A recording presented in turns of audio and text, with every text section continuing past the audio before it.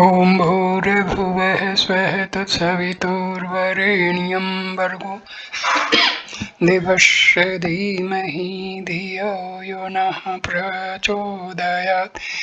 ॐ शान्ति शान्ति शान्तिः.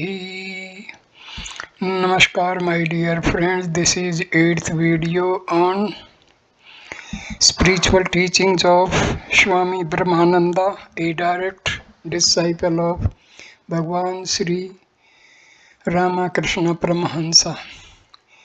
This video starts with question: is the vow of silence necessary at the time of sadhana? Chapter 33.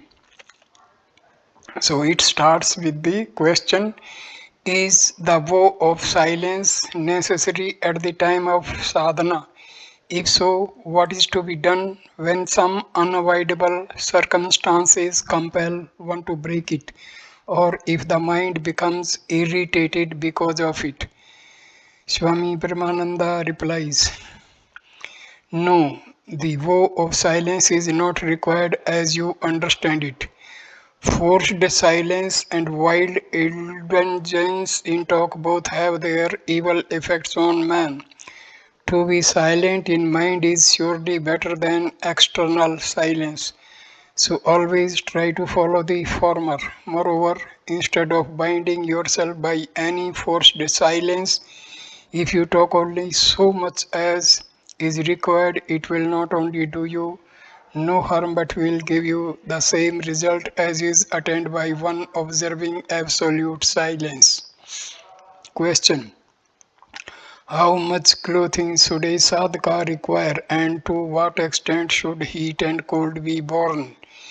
If anybody offers any clothes to protect the body from the ravages of heat and cold, should they be accepted?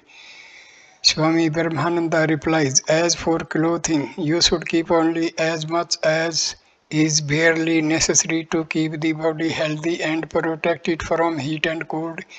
But bear in mind that if those of delicate health practice many austerities, they will have their deserts. Your ideal is to realize God, not to bear unnecessary hardships. As for the acceptance of any offer, you must sincerely judge of that with reference to your utmost necessity. You may accept an offer only when you really feel a want for it. Otherwise, reject it at once. To accept anything from anybody for the purpose of hoarding is a sin unpardonable in a sadhaka. Question: I know that both your noble self and the Lord have endless grace for me. Only bless me to realize it fully and well. Bless me also that my faith and devotion to you may be firm and unflinching. As I feel I have no power to do anything without your help, will you not make me do as it pleases you? Venerable Sir, answer. There is infinite strength in you. Never lose faith in yourself, my boy. God is in you, and His grace too. He is gracious to all. Know for certain that it is through His endless grace alone that you are able to be here under the banner of the Ramakrishna order. It is again through His grace that you have found a good man to give you food and shelter during the period of your sadhana. Have faith, therefore, have firm faith in Him. Work hard with unshakable determination, and He will give you all knowledge. Strive unceasingly. You will know Him, and you will realize His endless grace. Do not spend your time in vain. Go on with your sadhana as instructed by them, the disciples of Sri Ramakrishna, and continue it till you realize Him in this very life.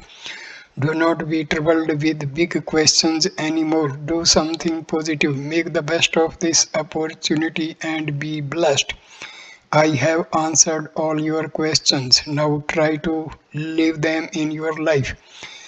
From your letter, I understand that the gentleman who has been giving you food and shelter is really a devotee. Rich men seldom spend money in good deeds, and those that do so are very few in number. You, your host has been doing so much for you, see that his money is not wasted.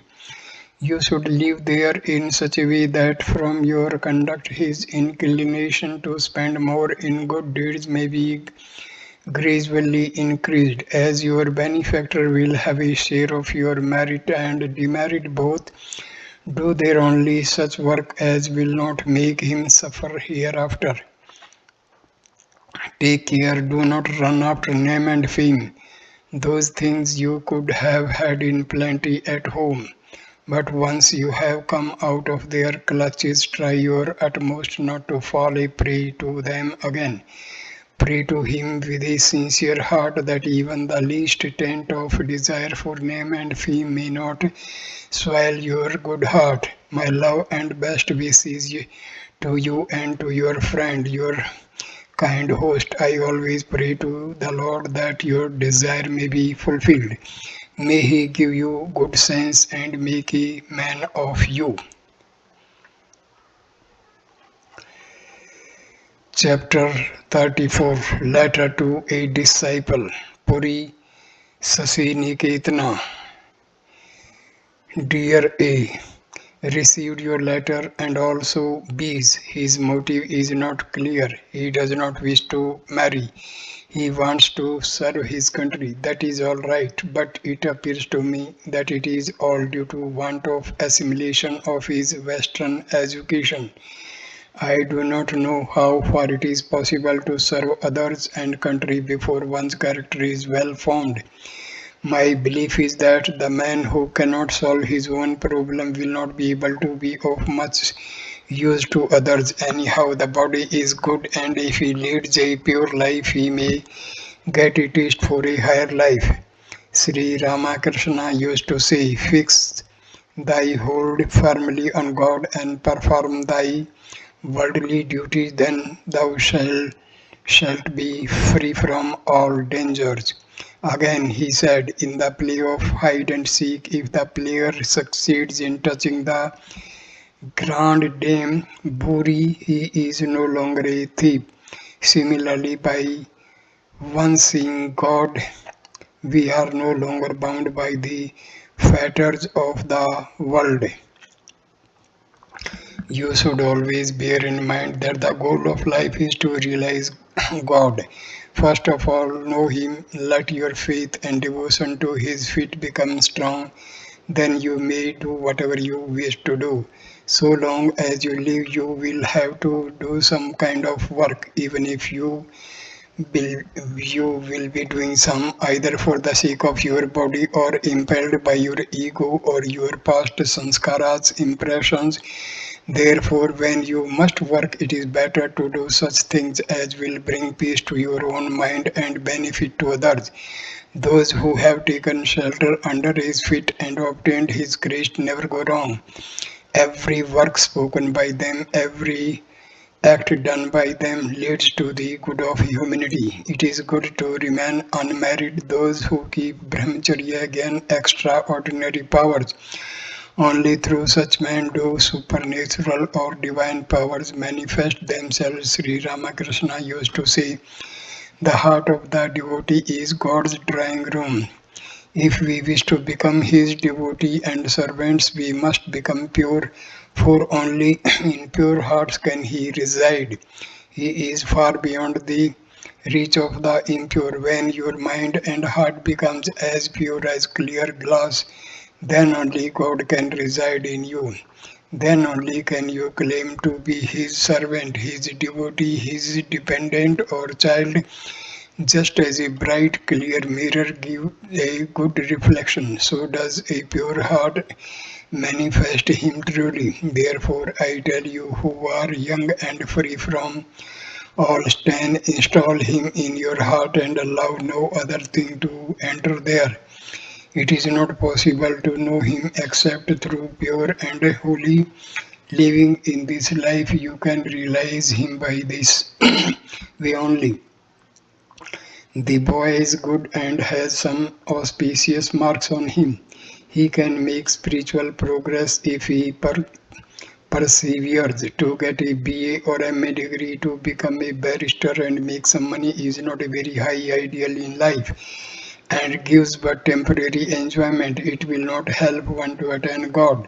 The goal of human life, first of all, form your character and make it perfect. Then, whatever you may undertake, you will accomplish easily. If in studying religious books you can spend even 1/12 of the time wasted in preparing for your BA or MA degree, you will imbibe many thoughts and ideas of the higher life.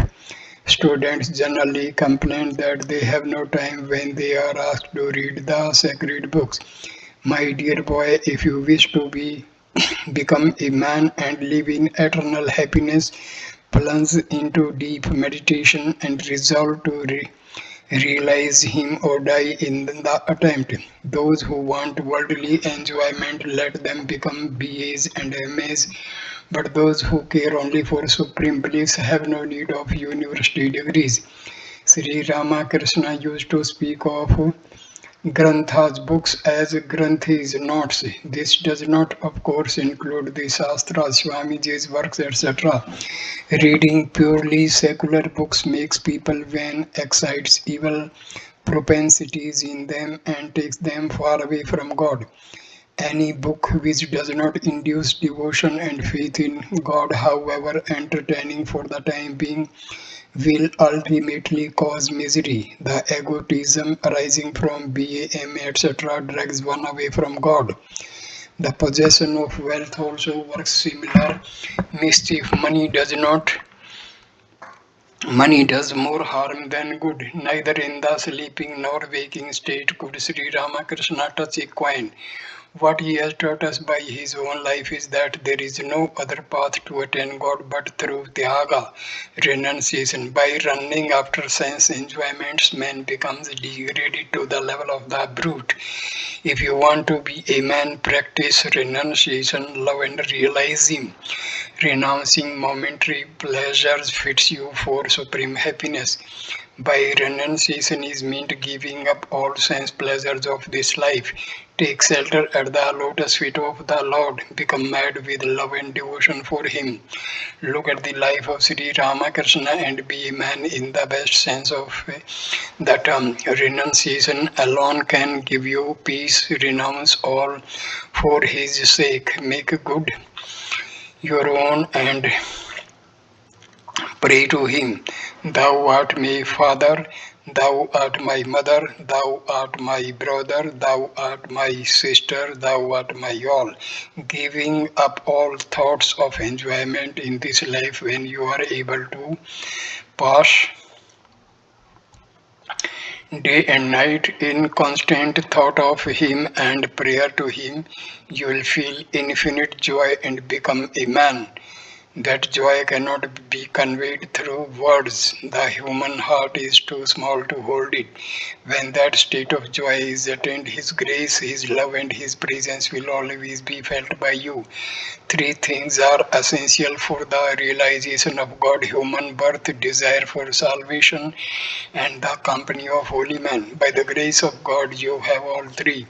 Now make the best use of them and attain the supreme object of human birth. What is the good of running after fleeting pleasures when you can attain eternal peace and happiness? Renouncing everything, you have taken refuge at his lotus feet with the noble aspiration of realizing him. See therefore that your life is not spent in vain. Remember this, my boy, it is possible to be born again as man and have spiritual yearning as well. But I can assure you that the company of such a holy man, disciples of Sri Ramakrishna, as you enjoy now, is a rare privilege and you cannot expect to have it always. The blessing of such holy men come as a result of great merit accumulated during many births. Therefore, make the best use of this opportunity instead of wasting your life in worthless pursuits. Faith, intense faith in the words of your Guru will make everything easy for you. Without this, all forms and rituals of religion are useless. So surrender yourself absolutely to your Guru as a kitten does to its mother. He will then look after you and provide you with everything. Yours is only to have simple faith alone. How far can how far can your intellect go? He who has taken your burden on himself has a sense of responsibility and feels anxious for your welfare much more than you do. He will save you from dangers and difficulties. No evil can befall a faithful disciple who is under the protecting wings of the Guru. Men will surely go wrong so long as they do not realize God. But if they surrender themselves to the Guru, the chances of committing error will be much less. Remember Sri Ramakrishna's parables of the father and the son walking over narrow ridges across the fields. If the father himself takes hold of the son's hand, there is no fear of the latter slipping off his feet. But if the son tries to take hold of the father's hand, there is a chance of his falling down. Let those who have the grace of a competent Guru rest content, leaving it to him to cure them all their faults. Renunciation being the vital factor in attaining peace and happiness. Everything should be given up for the sake of God. Unbroken brahmacharya continence is also requisite for one seeking the Lord. A man without continence is no better than an animal. Discrimination is the trait which distinguishes man from the brute. Man can realize God if he strives for it, but the brute cannot, being a complete slave of the senses. If you wish to possess real peace and happiness and taste joy and cheerfulness in this very life, hold fast to God, giving up your all. Do not think renunciation consists in wandering about with a pair of tongs in hand and smearing in the body with ashes. The outward marks of tyaga, renunciation, meant for show, bring no good, rather are they harmful. Real renunciation consists in complete surrender of one's self to the will of God. Pray to Him, saying, Lord, my body, my mind, and everything are thine. You mayest use them as thou wilt. Have you not heard that Sri Ramakrishna knew nothing but the Divine Mother, and that whatever he did was according to her will and guidance?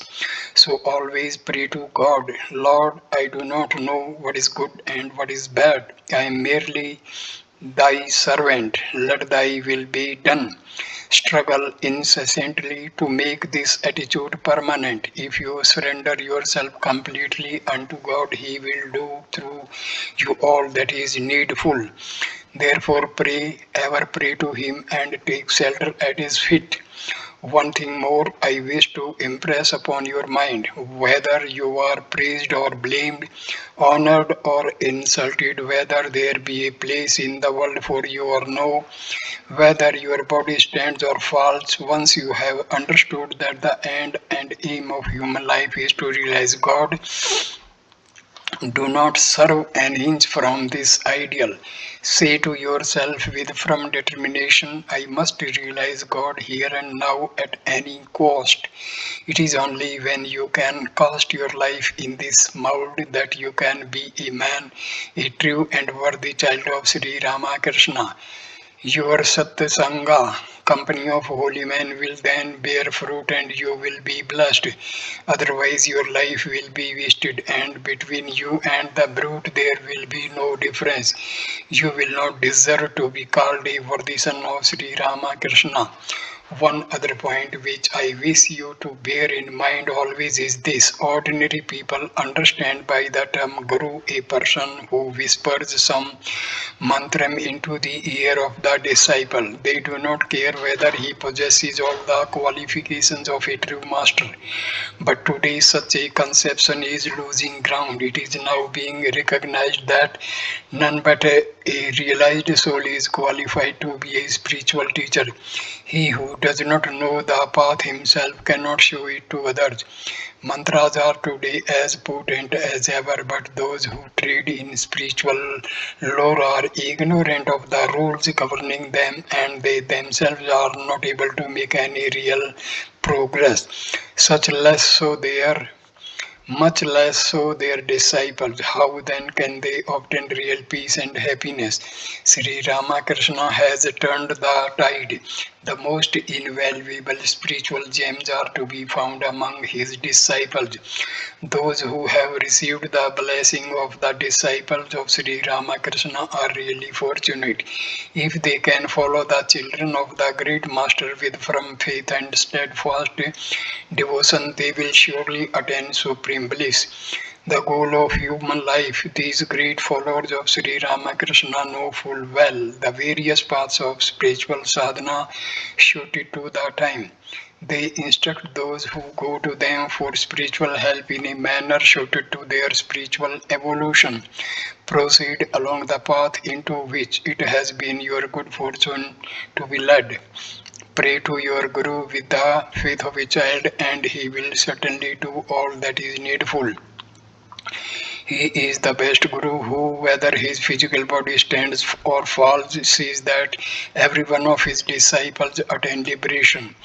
The speciality of this age is that even after the disappearance of his physical body, the Guru appears in flesh to his disciples to guide and bless them.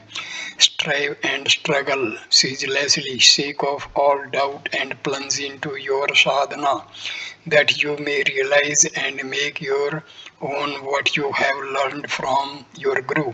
Let not your spiritual practices be done for show or to catch the public eye, but follow them silently and steadily, so that even your neighbors may not know of them. There may be people who may ridicule you or try to shake your faith. There may be others who, by their praise and respect for you, increase your egotism. Therefore, always bear in mind this great teaching of Sri Ramakrishna. Meditate in your mind in the forest or in a quiet corner. The meaning of this is that all sadhana must be done in strict privacy, that others may not come to know of it. If you steadily practice like this, even for a little time, you will find what great joy and bliss you will come to you. You will be a changed man altogether. Therefore, you who have renounced the world in his name, say to yourself with all firmness, realize him I must now in this very life. Yes, let this be your supreme aim in life. You have got the blessings of a great Guru and you are bound to succeed. There cannot be, my child, the least doubt of it. Chapter 35. Extract from Letters.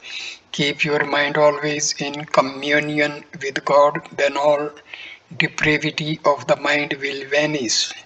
Select a room for daily worship every morning and evening. Retire there and sit on your asanam. Then perform japam and meditation and prayer regularly as long as you can. Born as a man here on this earth, the more you can devote yourself to the contemplation of God, the more fruitful will your life become, and the more attached you are to the vanities of the world, the more peaceful you will feel in mind. I pray to the Almighty that out of His endless grace He may lead you in the right path. Know this, without worshipping God you can never have peace of mind. Therefore, suspending all activities completely, spend some time every day in the worship of God, in japam and meditation, and in singing His glory. True devotion and faith and knowledge are the results of long and continued practice of sadhana. Many people turn to agnosticism when, after a little lukewarm attempt at sadhana, they cannot realize God or attain to the bliss divine. The reason is not far to seek. These people do not possess sincere attachment to God, so they find it difficult to persist and persevere in the path of sadhana.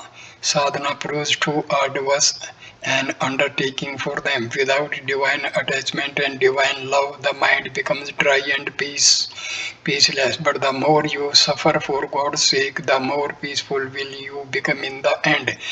Persist cheerfully in your attempt, my friend, said Sri Ramakrishna. Then you will succeed against all odds. So plunge headlong into sadhana and pres- per- persevere in it. Shrink not even if you in very life is hazarded. I am very glad to learn that you have been carrying on your practices with great earnestness and regularity. If this state of things is continued for a couple of years without break, I assure you, my friend, your effort will not go unrewarded. Let me also remind you that as your constitution is weak, you need not at this stage practice for a long at a stretch. Rather proceed slowly and steadily. I propose to start on a pilgrimage to Kashi, Banaras and some other holy places early in June next and to spend 3 or 4 months visiting these places and also in practicing sadhana, but the fruition rest with him, the Lord. It is indeed difficult to have any thought of God within the human heart without the fire of vairagyam, renunciation. It is my settled conviction that the more a man possesses this fire in him, the greater is the peace he enjoys. A true and living representation of viveka, discrimination, and vairagyam are we see in Sri Ramakrishna, the Master. It is only with the progress of time that we know him more and more. We read of Viveka and Vairagyam in scriptures, but we saw them personified in him. It was our misfortune that sitting at the feet of such a unique personality, the embodiment of Viveka and Vairagyam, we could not make them our own. You want to go to Kashi for sadhana? Well, I permit you wholeheartedly. But one thing, please do not forget to draw me there, that I may also live in the holy land with you. Oh, the sanctity of Kashi, the greatest and holiest of all places for sadhana. Who is not tempted to go to this sacred place and live there? Whoever comes to me and seeks my counsel regarding a suitable place to carry on sadhana, I at once suggest to him the sacred name of Kasi. I tell him to go there and live in continuous prayer and meditation. Whenever I am reminded of this holiest of holy places, I wish I could go straight there, throwing aside all engagements. I find no joy in anything else. It is my strong desire to live the last days of my life in Kansi, and I am certain if you only attract me, my desire will be surely fulfilled. And remember, the noblest object of living in this blessed city of Kansi is well attained only when a man can lose himself entirely in the intoxication of love divine, living in a lonely retreat quite undisturbed. Chapter 36 Stray Counsels. Number 1. You must not divulge the secret of your sadhana to all. Number 2. There is nothing without, everything is within. The music without is trivial compared with the music within. Oh, the charm of it, the sweetness. Singing at the Panchavati, Sri Ramakrishna heard the music of the Veena within. Number 3. God should be imagined as vast and infinite. To bring this idea of vastness within, one should see the Himalayas or the ocean or gaze at the sky.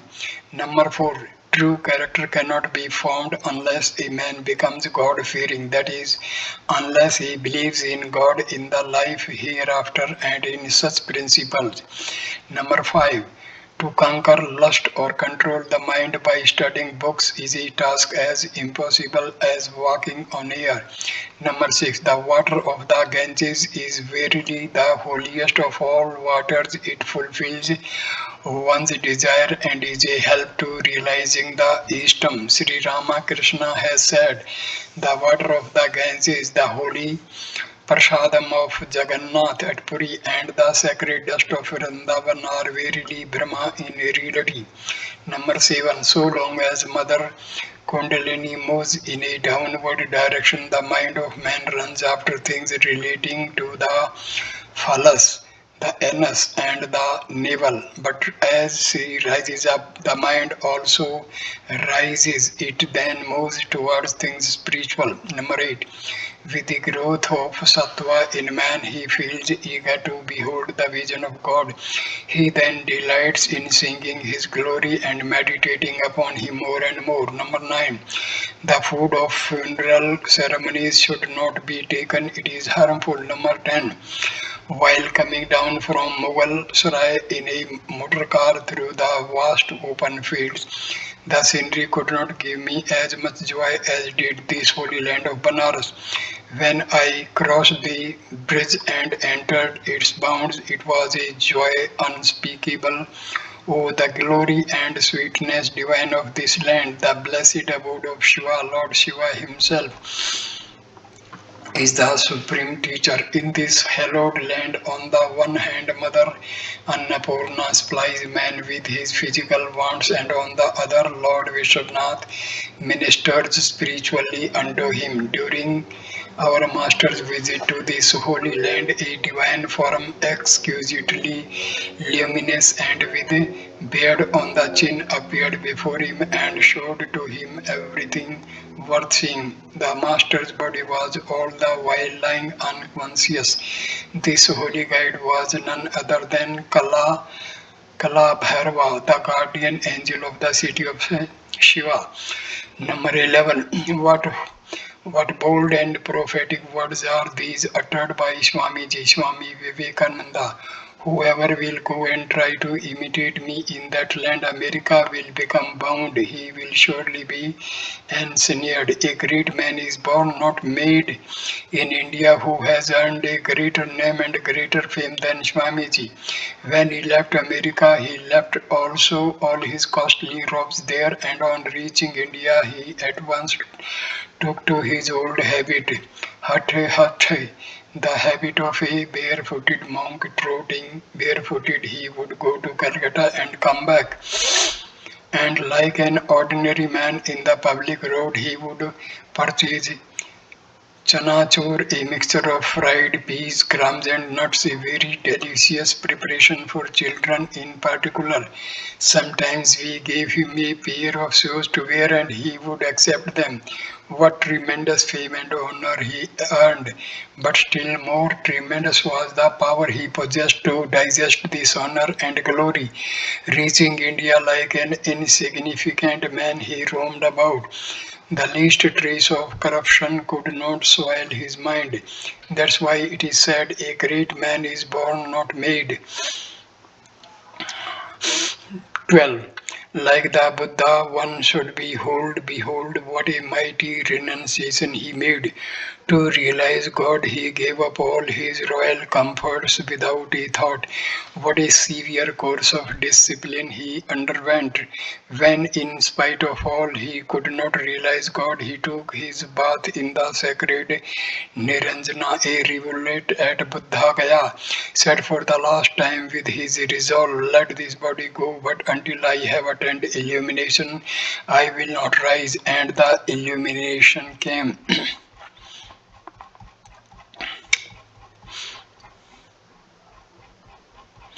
So here ends this video. Please like, comment and share the video and subscribe the channel. Thanks a lot. Namaskar my dear friend and the spiritual teachings of Swami Brahmananda ends with this video. Thanks. Namaskar.